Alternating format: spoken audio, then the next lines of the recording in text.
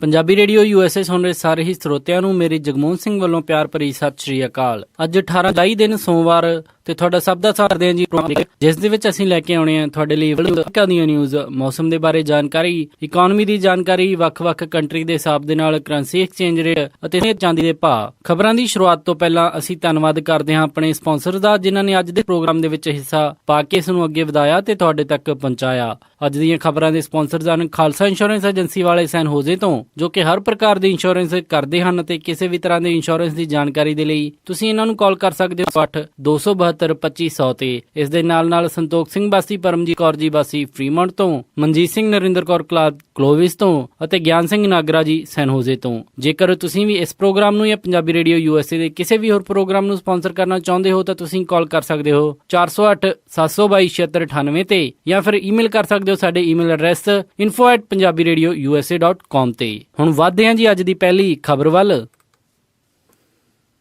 Republican party ਦੀ convention ਅੱਜ Cleveland ਦੇ ਵਿੱਚ ਸ਼ੁਰੂ ਹੋ ਚੁੱਕੀ ਹੈ ਤੇ ਅੱਜ ਪਹਿਲੇ ਦਿਨ ਰਿਪਬਲਿਕਨ ਪਾਰਟੀ ਦੀ ਕਨਵੈਨਸ਼ਨ ਦੇ ਵਿੱਚ ਕਾਫੀ ਰਾਜਨੀਤਿਕ ਡਰਾਮਾ ਦੇਖਣ ਨੂੰ ਵੀ ਮਿਲਿਆ। ਕਨਵੈਨਸ਼ਨ ਦੇ ਬਾਹਰ ਡੋਨਲਡ ਟਰੰਪ ਦੇ ਵਿਰੋਧ ਦੇ ਵਿੱਚ ਕਾਫੀ ਪ੍ਰੋਟੈਸਟਰਸ ਨਜ਼ਰ ਆਏ ਅਤੇ ਕਨਵੈਨਸ਼ਨ ਦੇ ਅੰਦਰ ਰਿਪਬਲਿਕਨ ਪਾਰਟੀ ਦੇ ਵਿੱਚ ਵੀ ਕਾਫੀ ਵਿਰੋਧ ਦੇਖਣ ਨੂੰ ਮਿਲਿਆ। ਡੋਨਲਡ ਟਰੰਪ ਦੇ ਕਨਵੈਨਸ਼ਨ ਦੇ ਵਿੱਚ ਪਹੁੰਚਣ ਤੋਂ ਪਹਿਲਾਂ ਡੋਨਲਡ ਟਰੰਪ ਦੇ ਵਿਰੋਧੀਆਂ ਨੇ ਰੋਲ ਕਾਲ ਵੋਟ ਦੇ ਲਈ ਆਵਾਜ਼ ਚੱਕੀ। ਬਾਅਦ ਦੇ ਵਿੱਚ RNC ਦੇ ਚੇਅਰ ਨੇ ਆਈਜ਼ ਅਤੇ ਨੋ ਦੇ ਦੁਆਰਾ ਇਸ ਦਾ ਫੈਸਲਾ ਕੀਤਾ ਕਿ ਕੀ ਡੋਨਲਡ ਟਰੰਪ ਦੇ ਵਿਰੋਧ ਦੇ ਵਿੱਚ ਜੋ ਰੂਲਸ ਪੈਕੇਜ ਆ ਉਹ ਲਿਆ ਜਾਵੇਗਾ ਜਾਂ ਫਿਰ ਨਹੀਂ।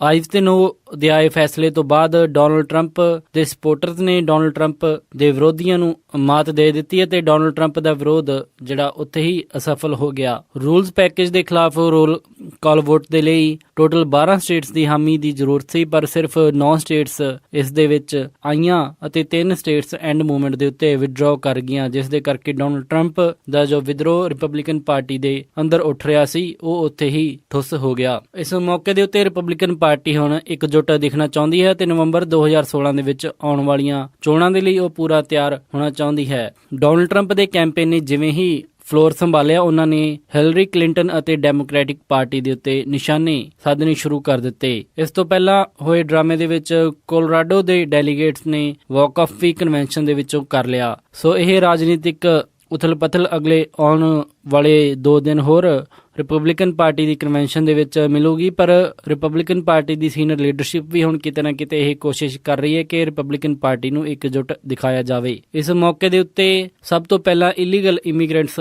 ਦੇ ਮੁੱਦੇ ਦੇ ਉੱਤੇ ਬੋਲਿਆ ਗਿਆ ਤੇ ਸਭ ਤੋਂ ਪਹਿਲਾਂ ਇੱਕ ਲੇਡੀ ਮੈਰੀ ਐਨ ਮੈਂਡੋਜ਼ਾ ਨੇ ਫਲੋਰ ਦੇ ਉੱਤੇ ਬੋਲਿਆ, ਜਿਸ ਦੇ ਕਿ ਬੇਟਾ ਜੋ ਪੁਲਿਸ ਦੇ ਵਿੱਚ ਕੰਮ ਕਰਦਾ ਸੀ ਉਸ ਨੂੰ ਇੱਕ ਇਲੀਗਲ ਏਲੀਅਨ ਨੇ ਮਾਰ ਦਿੱਤਾ ਸੀ। ਉਸ ਤੋਂ ਬਾਅਦ ਦੇ ਵਿੱਚ ਹਿਲਰੀ ਕਲਿੰਟਨ ਦੇ ਸੈਕਟਰੀ ਆਫ ਸਟੇਟ ਰਹਿੰਦੇ ਹੋਏ US ਡਿਪਲੋਮੈਟਿਕ ਦੀ ਹੱਤਿਆ ਜੋ ਕਿ ਬੰਗਾਈ ਦੇ ਵਿੱਚ ਲੀਬੀਆ ਦੇ ਵਿੱਚ ਹੋਈ ਸੀ, ਉਹ ਮੁੱਦਾ ਵੀ ਇੱਥੇ ਚੱਕਿਆ ਗਿਆ ਤੇ ਪੈਟਰੀਸ਼ੀਆ ਸਮਿਥ ਜਿਸ ਦੇ ਕਿ ਬੇਟੇ ਦੀ ਉਸ ਦੇ ਵਿੱਚ ਮੌਤ ਹੋਈ ਸੀ, ਉਸਨੇ ਸਿੱਧੇ ਹਿਲਰੀ ਕਲਿੰਟਨ ਨੂੰ ਇਸ ਦੇ ਲਈ ਜ਼ਿੰਮੇਵਾਰ ਦੱਸਿਆ। ਸੋ ਕੁੱਲ ਮਿਲਾ ਕੇ ਬਾਅਦ ਦੇ ਵਿੱਚ ਡੋਨਲਡ ਟਰੰਪ ਦੇ ਕੈਂਪੇਨ ਦਾ ਸਾਰਾ ਧਿਆਨ ਹਿਲਰੀ ਕਲਿੰਟਨ ਅਤੇ ਓਬਾਮਾ ਦੀਆਂ ਨੀਤੀਆਂ ਨੂੰ ਕੋਸਣ ਦੇ ਵਿੱਚ ਲੱਗਿਆ ਰਿਹਾ। ਡੋਨਲਡ ਟਰੰਪ ਸ਼ਾਮ ਨੂੰ ਕਲੀਵਲੈਂਡ ਦੇ ਵਿੱਚ ਹੋ ਰਹੀ ਇਸ ਕਨਵੈਨਸ਼ਨ ਦੇ ਵਿੱਚ ਪਹੁੰਚੇ ਅਤੇ ਦੱਸਿਆ ਜਾ ਰਿਹਾ ਕਿ ਉਹਨਾਂ ਦੀ ਪਤਨੀ ਮਲਾਈਨਾ ਟਰੰਪ ਸਟੇਜ ਤੇ ਉਹਨਾਂ ਨੂੰ ਇੰਟਰੋਡਿਊਸ ਕਰੇਗੀ। ਸੋ ਦੇਖਣ ਵਾਲਾ ਹੁੰਦਾ ਹੈ ਕਿ ਜਦੋਂ ਡੋਨਲਡ ਟਰੰਪ ਸਟੇਜ ਸੰਭਾਲਦੇ ਹਨ ਤਾਂ ਉਹਨਾਂ ਦਾ ਵਿਰੋਧ ਕਰ ਰਹੇ ਰਿਪਬਲਿਕਨ ਡੈਲੀਗੇਟਸ ਦੀ ਕੀ ਪ੍ਰਤੀਕਿਰਿਆ ਹੁੰਦੀ ਹੈ। ਡੋਨਲਡ ਟਰੰਪ ਦੇ ਸਪੋਰਟਰਸ ਲਗਾਤਾਰ ਇਹੀ ਕਹਿ ਰਹੇ ਸਨ ਕਿ ਅਮਰੀਕਾ ਨੂੰ ਹੋਰ ਬਿਹਤਰ ਕਰਨ ਦੀ ਜ਼ਰੂਰਤ ਹੈ ਤੇ ਉਹ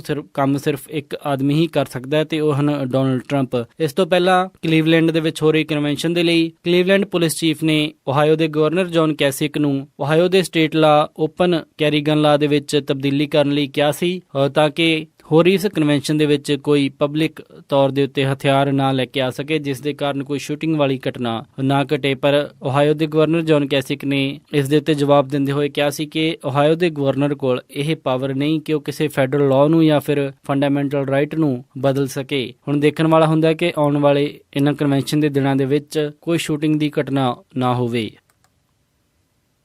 ਡੈਮੋਕ੍ਰੈਟਿਕ ਪਾਰਟੀ ਦੀ ਮੰਨੀ ਜਾ ਰਹੀ ਉਮੀਦਵਾਰ ਹਿਲਰੀ ਕਲਿੰਟਨ ਨੇ ਲੂਜ਼ੀਆਨਾ ਦੇ ਬੈਟਨ ਰੂਜ ਦੇ ਵਿੱਚ ਹੋਈ ਘਟਨਾ, ਜਿਸ ਦੇ ਵਿੱਚ 3 ਪੁਲਿਸ ਅਫਸਰਜ਼ ਨੂੰ ਗੋਲੀ ਮਾਰ ਦਿੱਤੀ ਗਈ, ਉਸ ਦੀ ਨਿੰਦਾ ਕੀਤੀ। ਹਿਲਰੀ ਕਲਿੰਟਨ ਨੇ ਇਸ ਦੀ ਨਿੰਦਾ ਕਰਦੇ ਹੋਏ ਕਿਹਾ ਕਿ ਇਹ ਪਾਗਲਪਨ ਇੱਥੇ ਹੀ ਰੋਕਣਾ ਪਵੇਗਾ। ਹਿਲਰੀ ਕਲਿੰਟਨ ਨੇ ਇਸ ਦੇ ਉੱਤੇ ਬੋਲਦੇ ਹੋਏ ਕਿਹਾ ਕਿ ਪੁਲਿਸ ਰੂਲ ਆਫ ਲਾਅ ਨੂੰ ਰਿਪਰੈਜ਼ੈਂਟ ਕਰਦੀ ਹੈ ਅਤੇ ਇਹਨਾਂ ਦੇ ਉੱਤੇ ਹਮਲਾ ਕਰਨਾ ਸਾਡੇ ਸਾਰਿਆਂ ਦੇ ਉੱਤੇ ਹਮਲਾ ਕਰਨ ਦੇ ਬਰਾਬਰ ਹੈ ਅਤੇ ਉਹਨਾਂ ਨੇ ਕਿਹਾ ਕਿ ਇਸ ਹਮਲੇ ਦੀ ਕਿਸੇ ਵੀ ਪ੍ਰਕਾਰ ਦੀ ਕੋਈ ਜਸਟੀਫਿਕੇਸ਼ਨ ਨਹੀਂ ਹੋ ਸਕਦੀ। ਹਿਲਰੀ ਕਲਿੰਟਨ ਨੇ ਇੱਥੇ ਬੋਲਦੇ ਹੋਏ ਕਿਹਾ ਕਿ ਸਾਡੇ ਕੋਲ ਔਖਾ, ਦਰਦ ਭਰਿਆ ਅਤੇ ਕਾਫੀ ਮਹੱਤਵਪੂਰਨ ਵਰਕ ਹੈ ਜੋ ਅਗਲੇ ਆਉਣ ਵਾਲੇ ਦਿਨਾਂ ਦੇ ਵਿੱਚ ਸਾਨੂੰ ਕਰਨਾ ਹੋਵੇਗਾ ਤਾਂ ਕਿ ਪੁਲਿਸ ਅਤੇ ਸਾਡੀਆਂ ਕਮਿਊਨਿਟੀਜ਼ ਦੇ ਵਿੱਚ ਰਿਸ਼ਤੇ ਹੋਰ ਬਿਹਤਰ ਬਣਾਏ ਜਾ ਸਕਣ ਅਤੇ ਆਪਸ ਦੇ ਵਿੱਚ ਵੀ ਜੋ ਦੁਸ਼ਮਣੀ ਹੈ, ਨਫ਼ਰਤ ਹੈ, ਉਸ ਨੂੰ ਖਤਮ ਕੀਤਾ ਜਾ ਸਕੇ। ਹਿਲਰੀ ਕਲਿੰਟਨ ਨੇ ਇੱਥੇ ਬੋਲਦੇ ਹੋਏ ਇਹ ਵੀ ਕਿਹਾ ਕਿ ਇਹ ਵੀ ਇੱਕ ਕੌੜਾ ਸੱਚ ਹੈ ਕਿ ਵਾਇਲੈਂਸ ਦੋਨੋਂ ਹੀ ਤਰਫ ਤੋਂ ਹੋਈ ਹੈ ਅਤੇ ਬਹੁਤ ਸਾਰੇ ਐਫਰੋ ਅਮਰੀਕਨ ਲੋਕ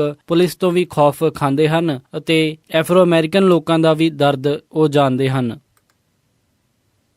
ਜਰਮਨੀ ਦੀ ਇੱਕ ਟ੍ਰੇਨ ਦੇ ਵਿੱਚ ਅੱਜ ਇੱਕ ਅਫਗਾਨ ਦਾ ਰਿਫਿਊਜੀ ਕੁਹਾੜੀ ਅਤੇ ਚਾਕੂ ਲੈ ਕੇ ਚੜ੍ਹ ਗਿਆ ਅਤੇ ਉਸਨੇ ਲੋਕਾਂ ਦੇ ਉੱਤੇ ਹਮਲਾ ਸ਼ੁਰੂ ਕਰ ਦਿੱਤਾ। ਬਾਅਦ ਦੇ ਵਿੱਚ ਜਰਮਨ ਪੁਲਿਸ ਨੇ ਉਸ ਨੂੰ ਮਾਰ ਸਿੱਟਿਆ।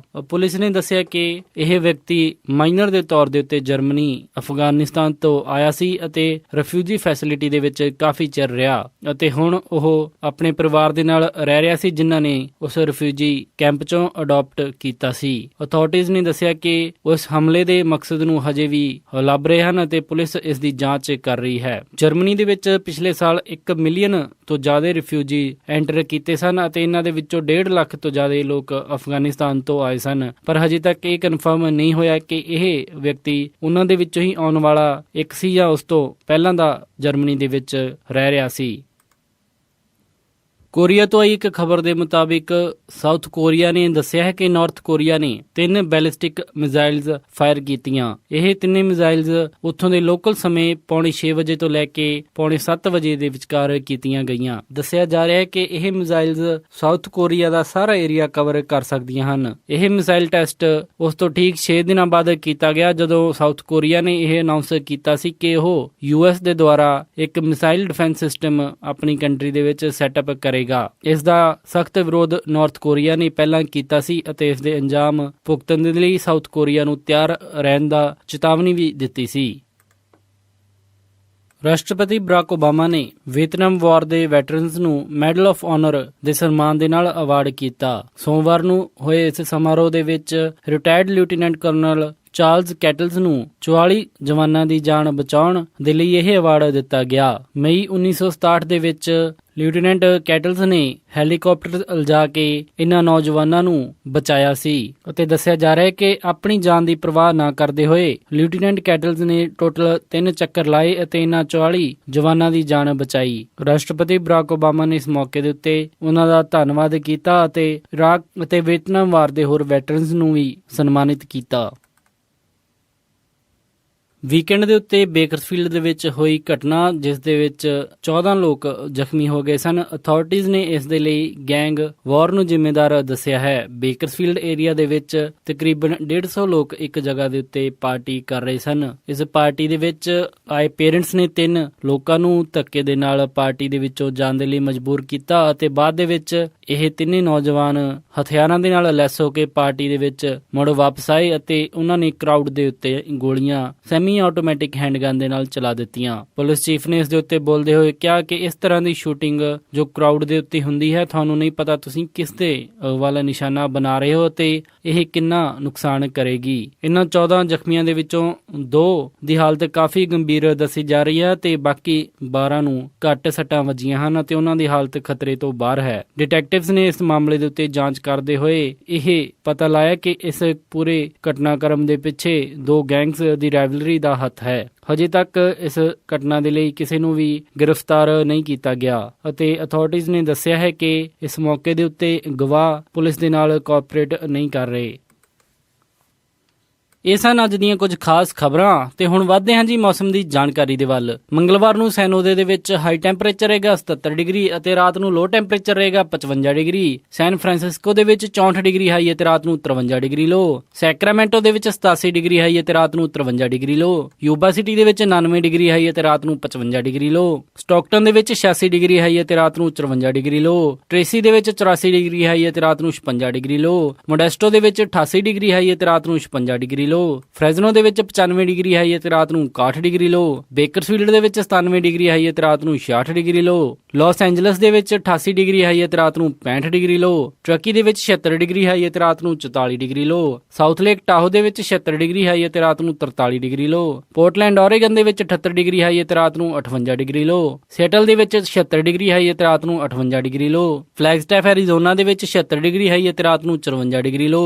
ਸਾਲਟ ਲੇਕ ਸਿਟੀ ਯੂਟਾ ਦੇ ਵਿੱਚ 99 ਡਿਗਰੀ ਹਾਈ ਅਤੇ ਰਾਤ ਨੂੰ 73 ਡਿਗਰੀ ਲੋ। ਸ਼ਿਕਾਗੋ ਦੇ ਵਿੱਚ 85 ਡਿਗਰੀ ਹਾਈ ਅਤੇ ਰਾਤ ਨੂੰ 73 ਡਿਗਰੀ ਲੋ। ਨਿਊਯਾਰਕ ਦੇ ਵਿੱਚ 88 ਡਿਗਰੀ ਹਾਈ ਅਤੇ ਰਾਤ ਨੂੰ 67 ਡਿਗਰੀ ਲੋ।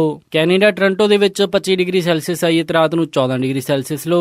ਵਿਨੀਪੈਗ ਦੇ ਵਿੱਚ 26 ਡਿਗਰੀ ਸੈਲਸੀਅਸ ਹਾਈ ਅਤੇ ਰਾਤ ਨੂੰ 19 ਡਿਗਰੀ ਸੈਲਸੀਅਸ ਲੋ। ਕੈਲਗਰੀ ਦੇ ਵਿੱਚ 24 ਡਿਗਰੀ ਸੈਲਸੀਅਸ ਹਾਈ ਅਤੇ ਰਾਤ ਨੂੰ 11 ਡਿਗਰੀ ਸੈਲਸੀਅਸ ਲੋ। ਵੈਨਕੂਵਰ ਦੇ ਵਿੱਚ 19 ਡਿਗਰੀ ਸੈਲਸੀਅਸ ਹਾਈ ਅਤੇ ਰਾਤ ਨੂੰ 15 ਡਿਗਰੀ ਸੈਲਸੀਅਸ ਲੋ।